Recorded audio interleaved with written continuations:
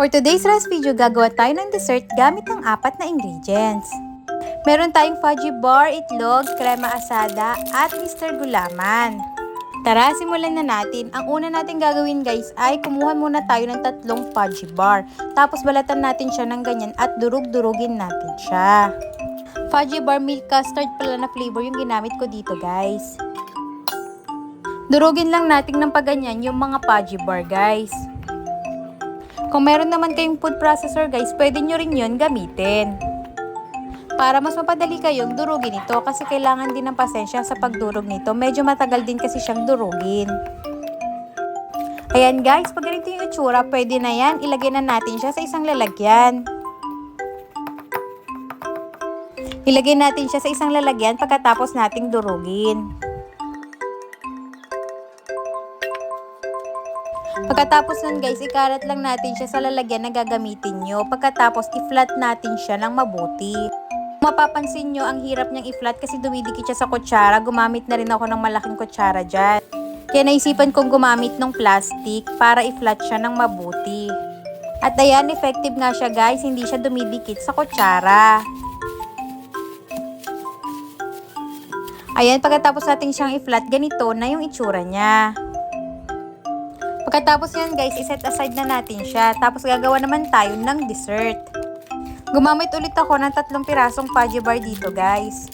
Ganun ulit yung gagawin natin guys, sudurugin ulit natin siya. Bali, 6 na fudgy bar pala ang nagamit ko dito guys. Ayan, durugin ulit natin siya ng mabuti. Sa murang halaga lang guys, makakagawa na kayo ng dessert na masarap. Sigurado ako mag-i-enjoy ang buong pamilya. Ayan, pag nadurog na natin siya ng ganyan, ilagay na natin yung Alaska Creme Asada. Dapat guys, ang gagamitin nyo yung 2-in-1 na. Ayan, ihalo na natin siya dun sa may fudgy bar. Pagkatapos nyan guys, maglagay naman tayo ng 2 pirasong itlog. Amoy pa lang guys, matatakam ka na talaga.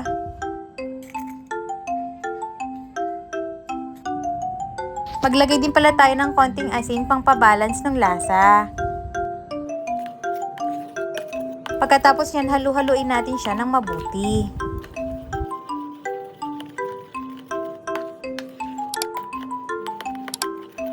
Habang hinahalo ko to guys, sobrang bango talaga niya. Pag ganyan na itsura guys, okay na yan. Iset aside muna natin.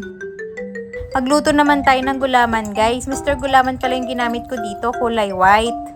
Tapos nyan guys, naglagay pala ako ng 1½ cup ng water dito. Pagkatapos ihalo muna natin yung gulaman. Huwag muna natin bubuksan yung apoy guys ha. Kalahating gulaman lang pala yung ginamit ko dito guys. Hindi ko inubos isang sachet. Pagkatapos nyan, halu-haluin muna natin ng mabuti.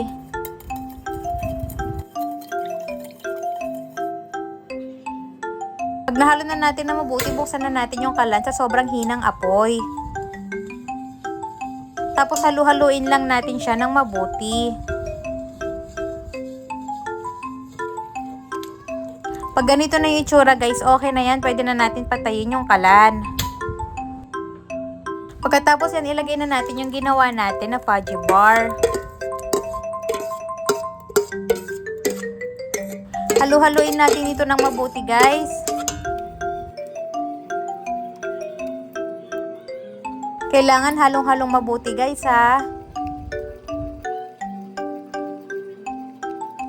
Pag nahalo na natin ng mabuti, pwede na natin buksan yung kalan. Paandarin lang natin siya ng sobrang hinang apoy guys. Painitin lang natin siya ng konti. Pag malapit na siya kumulo, pwede na natin patayin yung kalan. Ayan guys, okay na yan. Patayin na natin yung kalan. Tapos isalin na natin siya dito guys. Sobrang sarap nito guys. Promise!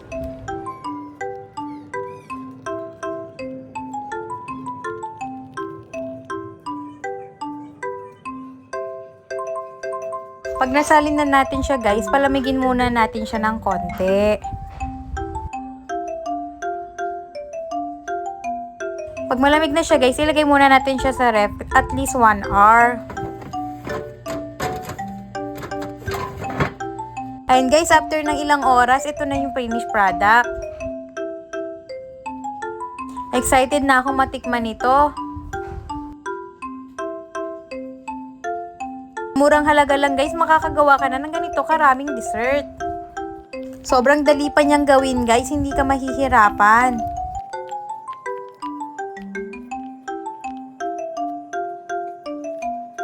Ito na pala yung finished product niya guys.